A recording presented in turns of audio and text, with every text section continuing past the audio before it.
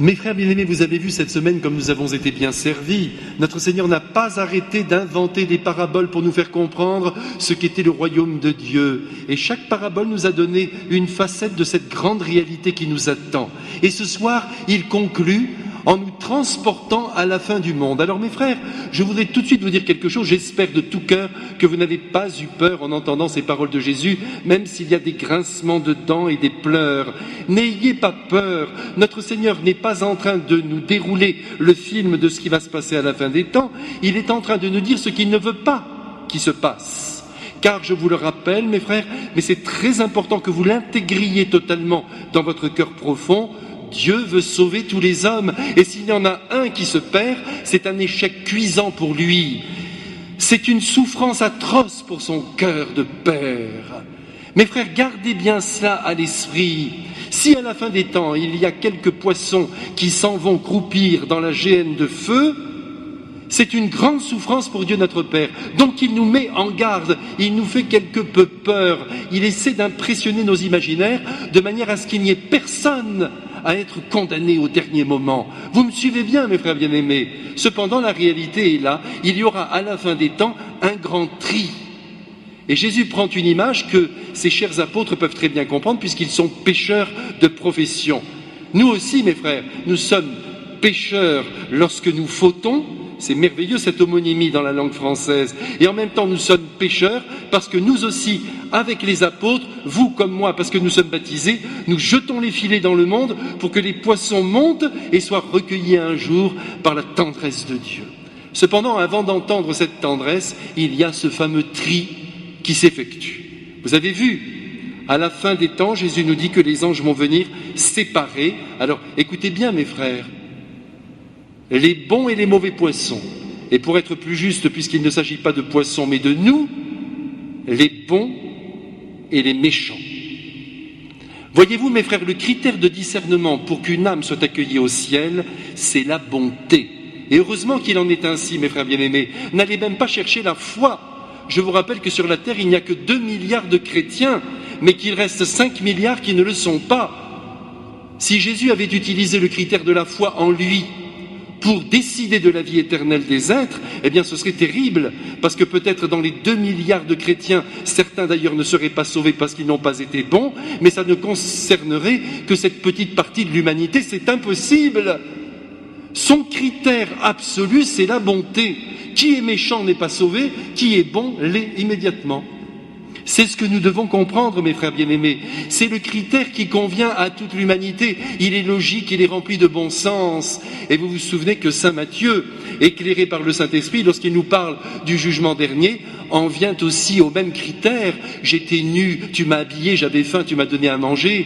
J'étais en prison, tu m'as visité. Alors donc tu es sauvé, tu as fait preuve de bonté. Entre dans la maison de l'amour. Je vous rappelle que saint Jean nous a dit « Celui qui demeure dans l'amour demeure en Dieu et Dieu demeure en lui ». Le critère pour être sauvé, c'est le critère de l'amour. Y a-t-il de l'amour dans notre manière d'être, dans nos actions? Et plus nos actions sont saturées d'amour, plus nous avons des chances d'être sauvés. Et plus nous le serons. Mes frères bien-aimés, c'est une belle nouvelle que je vous donne ce soir. Cependant, il faut vouloir être bon. Et notre problème, c'est que souvent nous sommes méchants. Mais rassurez-vous, comme c'est par passade, on devrait s'en sortir. Mais il faut quand même se transformer dans les profondeurs de notre cœur. Je vous en supplie, mes frères, Dieu veut voir la bonté à l'état permanent dans le cœur de ses enfants. Si nous n'avons rien compris à son incarnation, je vous rappelle que Jésus est venu sur la terre, il a pris la peau humaine, un cœur humain, une volonté humaine, une âme humaine, pour nous montrer comment on aimait. Et vous savez comment il s'y est pris. Il est allé chercher les derniers des derniers, les pécheurs publics, il les a pris dans ses bras, il leur a dit « Tout est oublié, je vous pardonne tout, parce que je veux vous sauver ». Ça, c'est l'amour du Christ. Eh bien, en nous, mes frères bien-aimés, il faut qu'il y ait comme un reflet de cet amour divin. Pour être sauvé, il suffit d'aimer. Voilà la grande nouvelle de ce soir. Et nous qui, bien sûr, avons la foi, qui connaissons notre juge, qui ne nous fait pas peur, puisque c'est l'inventeur de l'amour, et qu'il est merveilleux, notre Seigneur, et qu'il trouve toujours les circonstances atténuantes qui pourraient expliquer les moments où nous prenons des chemins de traverse, eh bien nous sommes très avantagés sur le monde. Et c'est pourquoi, pour être vraiment bon, il est bon de connaître le Christ. Parce que c'est le Christ qui nous apprend à aimer. Et c'est la raison pour laquelle nous essayons d'évangéliser la terre. Pour redire au monde que le Christ n'attend qu'une chose, l'amour dans le cœur de l'homme. Mais celui qui croit qu'il n'y a ni Dieu ni diable, eh bien que va-t-il faire? Il va peut-être vivre n'importe comment. C'est pourquoi il faut annoncer le Christ, qui exige l'amour. Et il risquerait de se perdre. De temps en temps aussi, vous avez des conceptions qui relèvent de la religion. On peut croire en Dieu, par exemple, et s'imaginer que Dieu peut vouloir que nous nous vengions, par exemple, si nous avons une conception erronée de Dieu. C'est très dangereux. C'est pourquoi, mes frères, il faut annoncer le Christ. C'est lui qui nous apprend à aimer dans la juste lumière, et qui nous apprend que qui perd gagne, qui est faible est dans le cœur de Dieu et sera victorieux au dernier instant. Restons dans cette belle lumière, mes frères bien-aimés. Vous savez, de temps en temps, il m'arrive de croiser des êtres d'une bonté absolue. Vous aussi, mes frères, des gens parfois très simples. Toute leur vie, ils ont aimé. Je pense à une dame, vous voyez, c'est peut-être le Saint-Esprit qui me demande de vous donner cet exemple. Elle avait un pauvre fils qui avait bien du mal à tenir debout. De temps en temps, il allait en prison, il sortait, il revenait. À chaque fois, il y avait son cœur de maman qui l'accueillait et qui lui préparait un bon repas. Elle pleurait dans le secret, dans la chambre d'à côté. Mais quand elle revenait dans la cuisine, elle essuyait ses larmes et elle embrassait celui qui demeurait son enfant.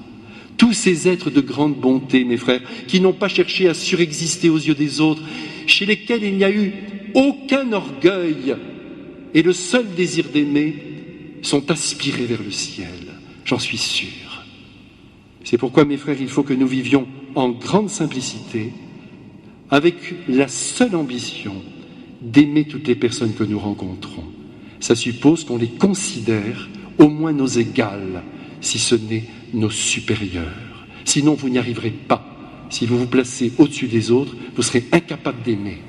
Au moins l'égal des autres, au moins cela. Et c'est à ce niveau-là, mes frères bien-aimés, que l'amour réussit à circuler. Donc, voulez-vous être sauvés, mes frères? Personne ne bouge, donc, mais je pense que la réponse est évidente. Vous le voulez. Voulez-vous que nous vivions tous ensemble un jour dans le ciel? Eh bien, c'est très simple. Soyons bons. Un point, c'est tout.